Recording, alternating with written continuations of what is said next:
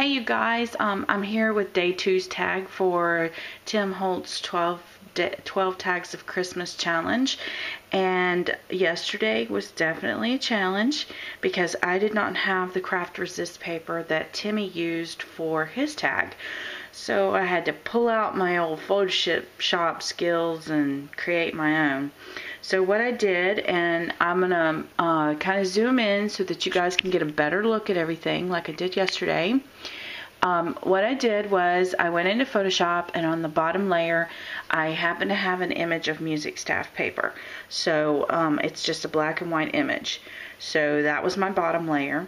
And then this font is called Black Letter, and I just typed out Christmas carols, and had it coming up the other side, and I already painted it red so that I wouldn't have I knew when I printed it I wouldn't be able to give the same coloring effect that Tim gave, so I pre-planned for that and made the colors in Photoshop.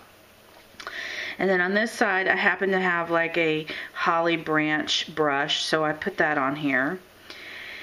And printed it out on craft paper. Then I die cut it to fit the tag, and then I mounted it over onto a piece of white cardstock. Then I did the same exact techniques he did. I whitewashed it with the white stain, and then I went over the top of each one of these letters with this Versa marker pen, and then I used my clear embossing powders to make my own resist onto this. Actually, I did the resist before I did the whitewashing. Sorry, forgot that. But yeah, I just went over it. But now if you're going to use these pens, they do dry out a little faster than normal embossing inks do.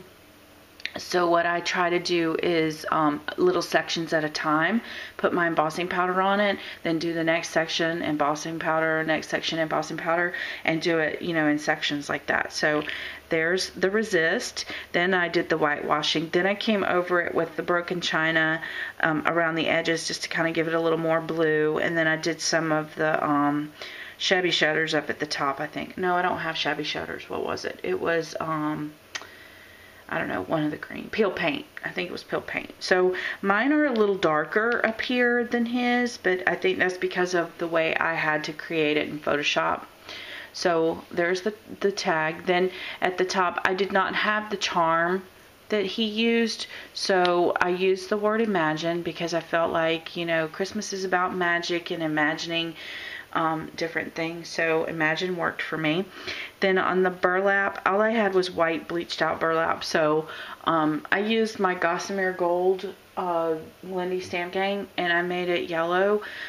Looking back on it, I wish it was a little browner, and I may go back over it with like maybe the foam pad, just to pick up some more browns in here.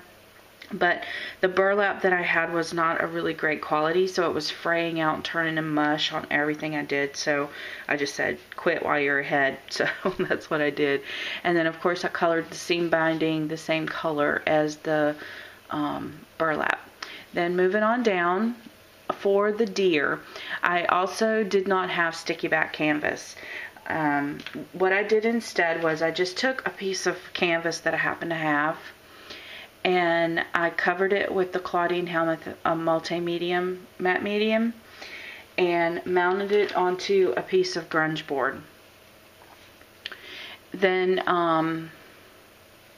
after it was dry, and it becomes pretty stiff, I really like this technique because, and I've seen a lot of people do this to make their flowers and things, but I like it because my canvas doesn't fray when you use that multi-medium on the canvas. Plus it gives it a little more body, so it's a little sturdier, more like it's been starched, and it isn't peeling up from that grunge board.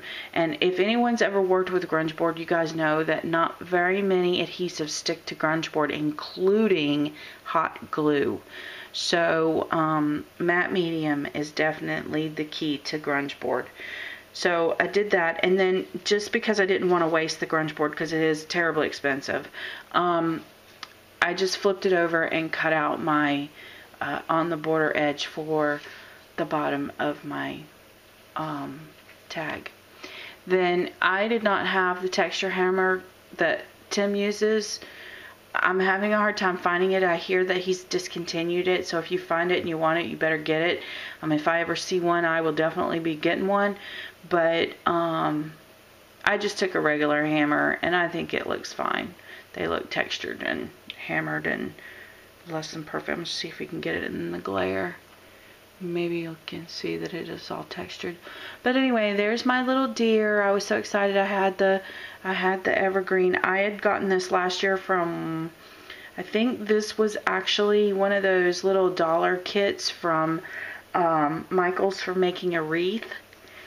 And I just tore it apart. So there, I was glad I had that. And then this is the little charm that goes. I happen to have that. So I was excited. So yesterday my biggest challenge truly was the craft resist, and I like the fact that I stepped outside of the box a little bit and had to make my own, and it worked out perfect. I mean, it's not exactly like his, but I think that's the thing that he likes, is for us to embrace that. So anyway, thank you guys for watching. Again, if you did day 2 along with Tim and you'd like to share with me, then please add a video response to this video, and I will put it here so others can follow along too. Thank you guys. I'm off to go see what day 3 looks like so I can start that one. Talk to you later. Please leave me comments. I love to read your comments on things. Thanks.